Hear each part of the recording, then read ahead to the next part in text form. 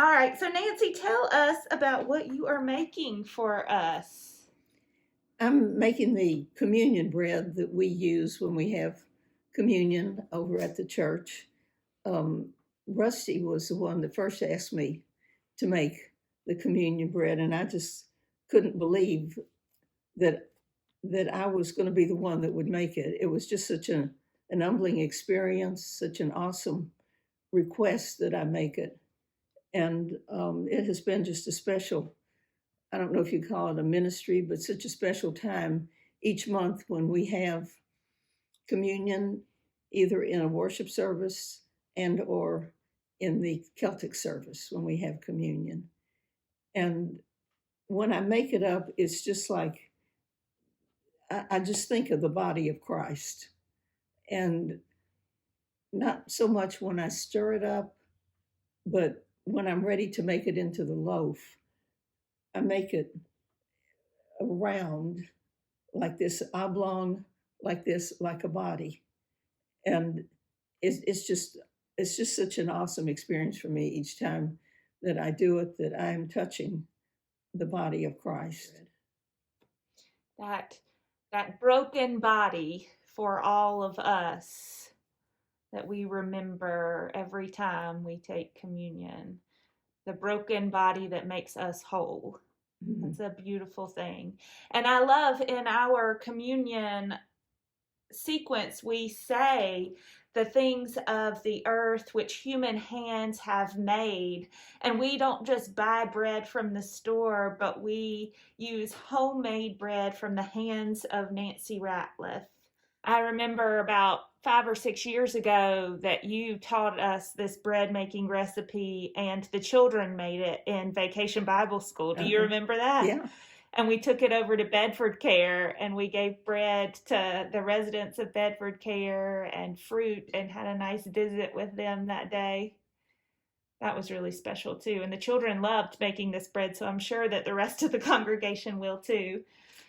They made it, as I remember, they made it at the beginning of the day at Bible school. And by the time they were ready to go home, the bread had risen like that. And they just could hardly believe that, in that time that the bread had risen. That's right. Yeah, because you said it will rise about a foot, I guess. Well, probably about 6 or 8 inches. 6 or 8 inches in the next 2 hours. The next day is the fun part when you get messy. Yeah. If you don't get messy, you haven't really cooked. That's right. You spill a little flour on the floor and a little sugar, But there's no sugar in this. Just the 4 ingredients: salt, yeast, flour, and water. Yeah. Most of us have that in our pantries already, so. Yeah, and it's better if you use the kosher salt. Kosher salt. The coarse salt, rather than regular table salt. Kosher salt and a special kind of flour. Unbleached flour. Unbleached flour. Those are the secrets to Nancy's communion bread that we hope all of you will give a try. Let me just say, if you have the right ingredients and the right measuring pieces, it makes it a lot easier to do this. Once you've got all the ingredients together, and there are only 4 ingredients, and get them all mixed up together, you mix it up for about 30 seconds, maybe a minute, and leave it in this. Get something like this where it can rise. When it starts out, it's about this much, and in 2 hours it's this much. So you want plenty of room to have it. So let me just go ahead and start making it. If you have a 2-cup measuring cup, it makes it really easy, because you're going to have to use 6.5 cups of flour. And invariably, if you don't have a 2-cup measuring cup, when you get to the 3rd cup with just a single cup, the phone's going to ring, and you're going to forget how many you had already put in. So with this, you just have to do 3 and it makes it a lot easier. Okay, you need warm water to start with. So mine takes a few minutes to warm up. But you don't want to really tight, put the lid on really tightly, but you want it to sit down on it. And let me say, I like to, if this is what they call a wet dough, and I like to make it the night before and leave it in the refrigerator for 20 to 24 hours if possible. If not, just so that it's much easier to handle if it's cold. Otherwise, your fingers are gonna be all sticky.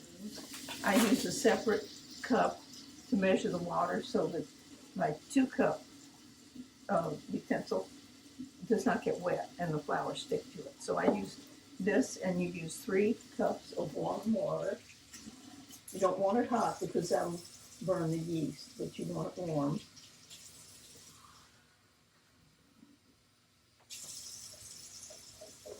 3 cups of water. 1, 2,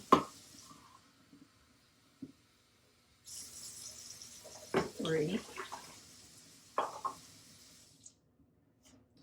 You use 1.5 tablespoons of yeast, the granulated yeast.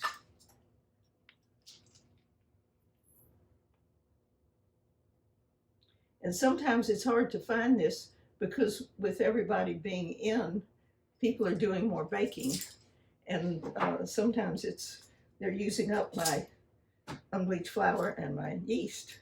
Not that it's personally mine, but I consider it mine, that they should have it for me. Okay, that's 1.5 tablespoons of yeast, 1.5 tablespoons of kosher salt,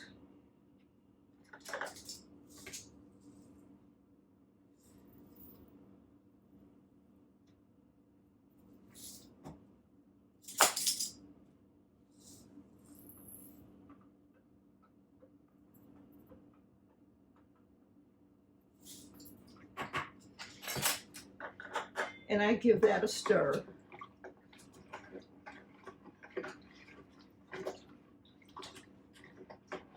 And then you have 6.5 cups of flour.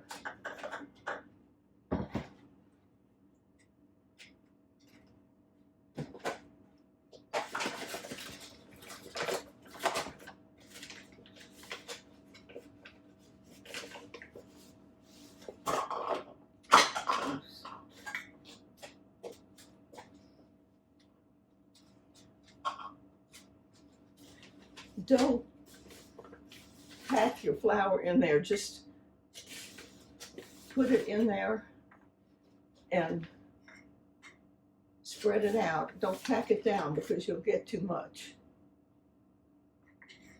Okay, that's 2.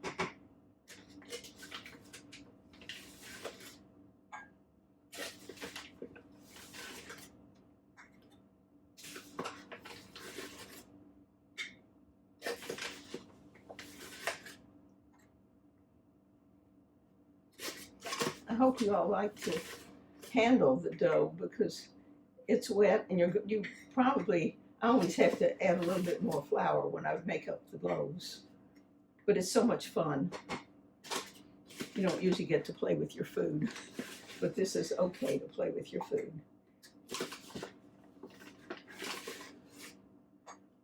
But your bag of flour is going to go pretty quickly by the time you've used up 6.5 cups.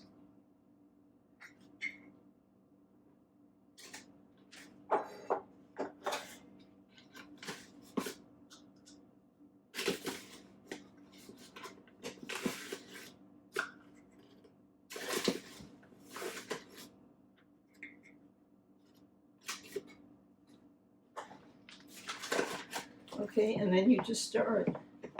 It takes about a minute, so you haven't taken a lot of time preparing the dough.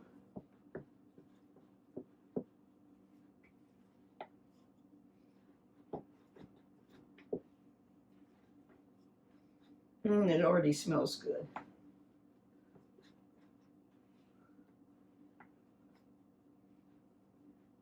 And you can use this recipe to make a pizza crust. You can use it also for focaccia bread. And the cookbook has many other recipes in there. Olive bread, herb bread.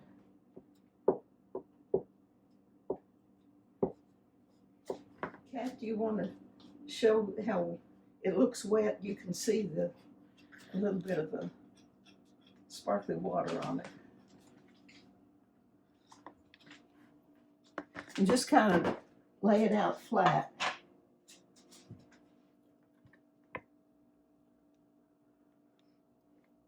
And something else that you can do if you want to make it a little bit flatter, get your hand wet and just kind of pat it down.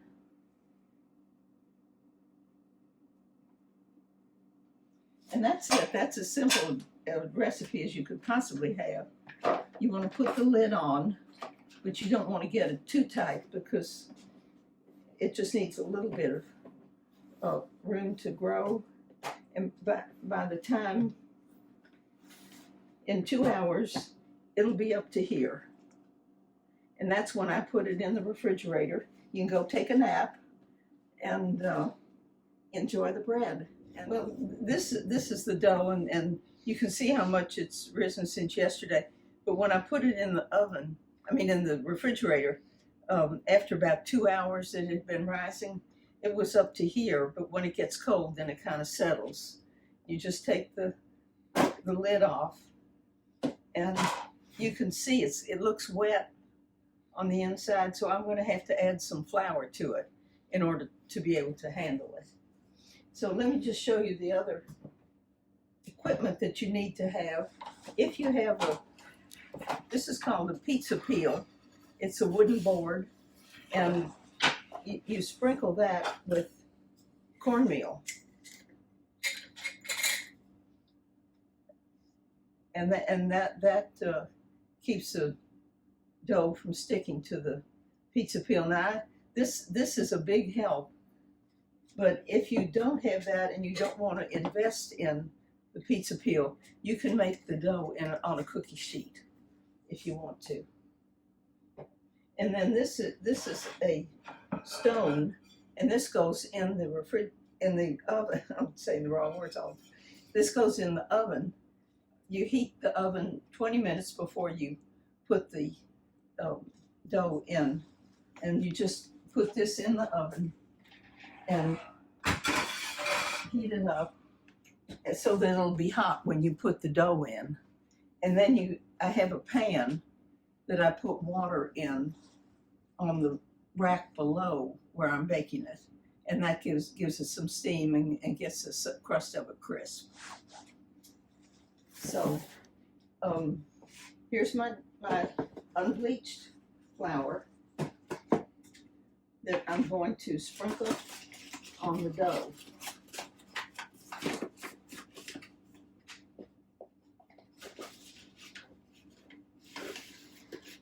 So I just sprinkle it like that.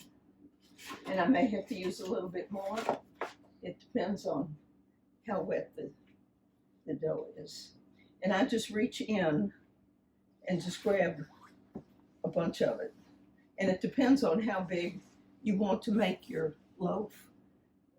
If you're not making it, I use about half of it for the communion dough, but if you want smaller loaves, you can get 4 loaves out of this batch.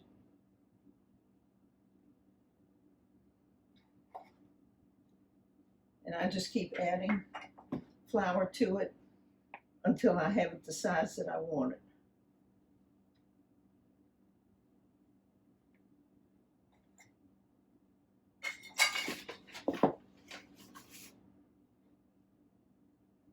And I do it over the bucket, so because the flour falls off of it, and then I can just put it in and do it around until I have where I can handle it easily. And this is about how much I usually use, maybe a little bit more. And I'm going to set the bucket over here.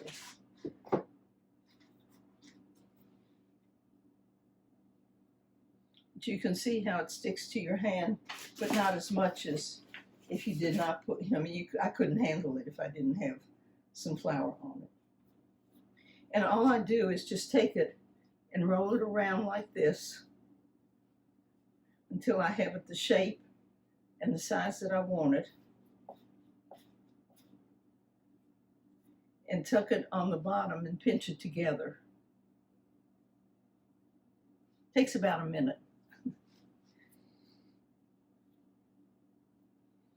So I do it until what to me looks like a body. That's what it is, the body of Christ.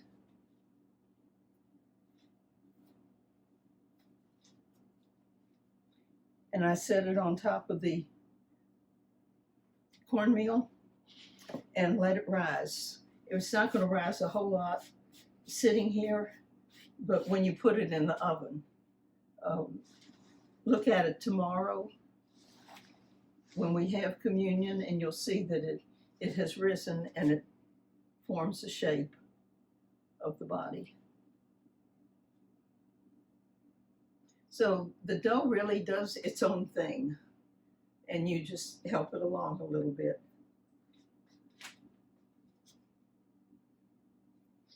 And I let it rise now. It's supposed to rise for 40 minutes. And then it's supposed to cook at 450. That will be in your recipe for 30 minutes. So what I do is let this rise. I set my timer for 20 minutes. Then I turn on the oven, and I give this another 20 minutes, and then the oven is ready. And I'd slice across with a knife a little bit in about 3 little places to let it rise. And then you just take it like this and scoot it onto the stone that's already heated now in the oven, and set your timer for 30 minutes, and it's good to go.